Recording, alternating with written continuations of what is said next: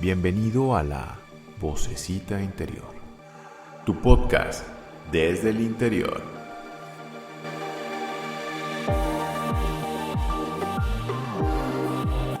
Hola mis voces exteriores.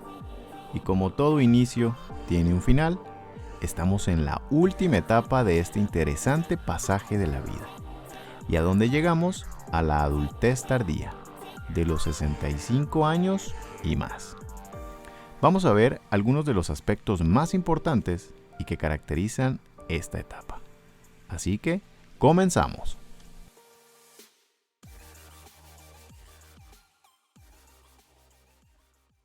La vejez tardía. ¿Y tú cómo miras a las personas de esta edad?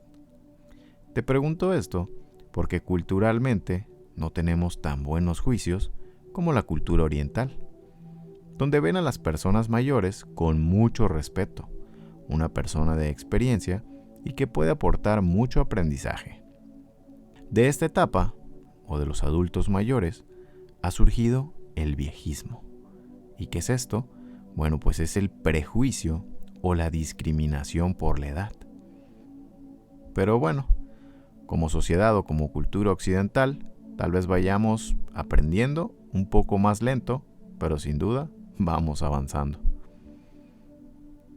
Dentro de esta etapa podemos seguir subdividiendo, como por ejemplo, tenemos al viejo joven, persona por lo general de entre 65 a 74 años, que suele ser activa, animada y vigorosa. También tenemos al viejo viejo, de 75 a 84 años, y el viejo de edad avanzada, de 85 años en adelante, y que son más propensos a la fragilidad y a la enfermedad, y también tener más dificultades para organizar las actividades de la vida diaria. Aunque algunos científicos sociales señalan que una clasificación más coherente sería por medio de la edad funcional, es decir, y como ejemplo, que una persona de 80 o 90 años que puede gozar de mejor salud que una persona de 75 años que sufre de demencia. Y todas estas nuevas clasificaciones, y debido al crecimiento de la expectativa de vida, las investigaciones, así como los servicios, se han aumentado. Y de esto se encarga la gerontología, estudio de los ancianos y los procesos de envejecimiento. No está de más conocer esta nueva terminología, nunca se sabe cuándo se puede necesitar. Asimismo, también está la geriatría, que es la rama de la medicina interesada en el envejecimiento y los padecimientos o el apoyo que se le puede brindar a un adulto mayor. ¿Y quién te atiende? Adivinen, un geriatra. También hay un proceso que marca esta etapa, que es la senectud. Y no es más que el deterioro de las funciones corporales asociadas al envejecimiento. ¿Pero por qué nos hacemos viejos? Pregunta muy antigua y se tienen varias teorías. Vamos a ver. Tenemos dos categorías principales. Hay teorías de programación genética y de tasa variable. Veamos. En programación genética, y en resumen, muy resumido, se encuentra la senectud programada. Aquí el envejecimiento es resultado de la conexión y desconexión en secuencia de ciertos genes, y la senectud es cuando se hacen evidentes los déficits resultantes relacionados con la edad. También tenemos la teoría endocrina. Aquí los relojes biológicos actúan a través de las hormonas para controlar el ritmo del envejecimiento, que si nos regresamos al episodio de la pubertad y adolescencia, veremos cómo estas hormonas son las que provocan el cambio a la vida adulta y el montón de cambios que genera en el cuerpo, y de crisis también. También tenemos la teoría inmunológica. Aquí, el deterioro programado de las funciones del sistema inmunológico da lugar a una mayor vulnerabilidad a las enfermedades infecciosas y por ende al envejecimiento, hasta llegar a la muerte. También tenemos la teoría evolutiva.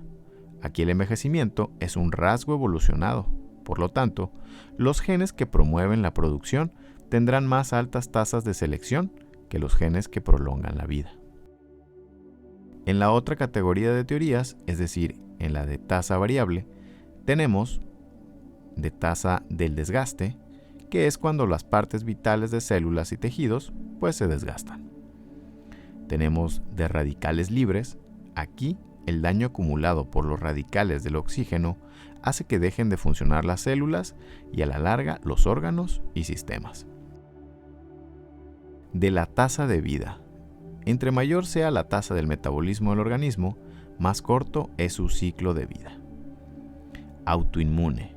El sistema inmunológico se confunde y ataca a sus propias células corporales. Y esas son algunas de las teorías que nos presenta Papalia en su libro, tratando de responder un poco a la pregunta de por qué envejecemos. Ya habíamos hablado del envejecimiento de la unidad central de proceso, es decir, el cerebro, en el capítulo anterior. Y hay mecanismos compensatorios para almacenar y utilización de la información. Lo que no se había mencionado es que también se disminuye el número en la densidad de neurotransmisores dopamínicos, debido a la pérdida sináptica, es decir, conexiones neuronales. Y esto donde impacta en los procesos mentales como la atención.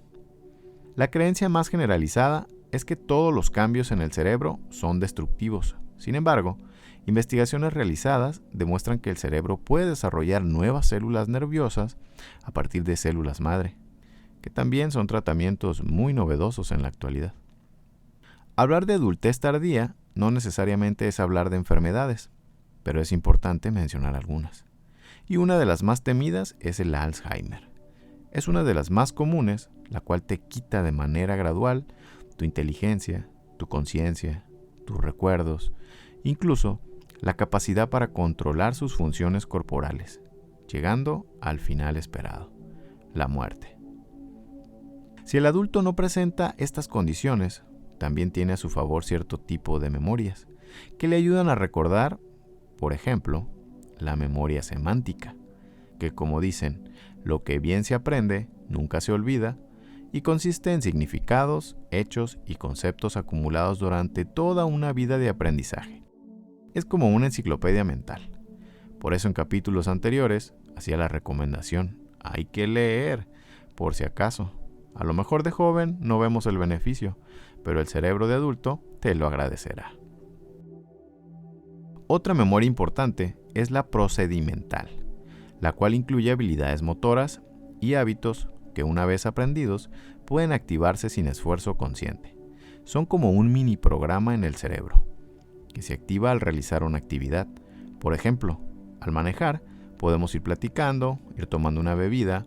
Si eres mujer, quizá maquillándote. No es lo más recomendable, pero en fin. Y todo lo haces de manera automática. Pero cuando aprendías a manejar, ¿qué sucedía? Necesitas estar completamente enfocado en el frente, viendo los espejos, midiendo la presión para acelerar y frenar, las dos manos en el volante y que nadie hable, porque nos desconcentramos. Otra característica interesante de esta etapa es que a medida que envejecemos, se aumenta la religiosidad y la espiritualidad, y las menciono como cosas distintas. A algunos, el ir a la iglesia todos los domingos les representa un cambio de hábitos alimenticios, de vida, de actividad física, que se traduce en bienestar generalizado. No me refiero a que Dios en sí ayude, o quizás sí, ¿cómo saberlo? Al fin, el resultado suele ser positivo, el acercarse a la oración y una actitud de agradecimiento ante la vida. ¿Y qué pasa cuando llega el retiro? Cuando uno es joven, piensa, ya quisiera retirarme para disfrutar. Y sí, muchos retirados disfrutan los primeros años, pero después, según investigaciones, les llegan síntomas depresivos. Y es que ellos eran a través del trabajo, y al no tenerlo, pueden llegar también una pérdida del ser, del no saber qué hacer, e incluso de sentido ante la vida, y el deterioro o envejecimiento se acelera. Otra cuestión importante del retiro es cómo me voy a mantener o de qué voy a vivir. Es algo que generalmente no se piensa en la juventud y a todos nos llega ese momento. Así que más vale llegar de la mejor manera y no con una mano delante y otra atrás. El psicólogo y psicoanalista Erik Erikson argumenta que los factores que contribuyen al crecimiento personal dependen de cómo se llevaron las tareas psicológicas de cada etapa. Por ejemplo, En la adultez tardía menciona que el sentido de integridad del yo o integridad del sí mismo, un logro basado en la reflexión sobre la propia vida.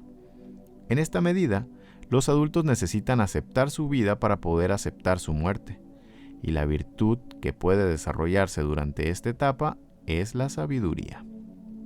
Y nos dice que se puede llegar aquí, como mencionaban, cuando se acepta lo que uno ha vivido sin remordimientos y sin pensar demasiado en los debería haber hecho o lo que podría haber sido.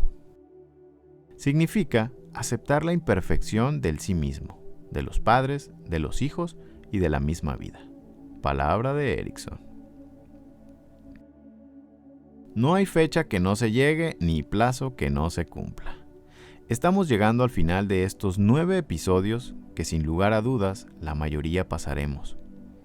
Si un accidente o alguna enfermedad no se asoma a temprana edad. Esperemos que no.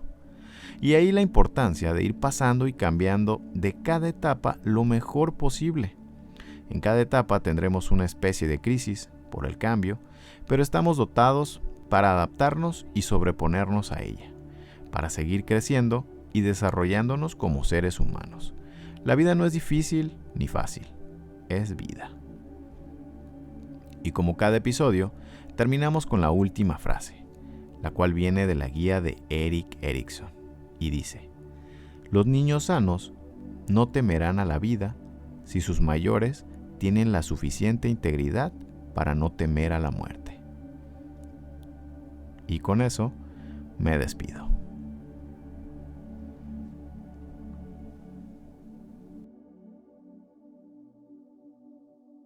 Esta serie de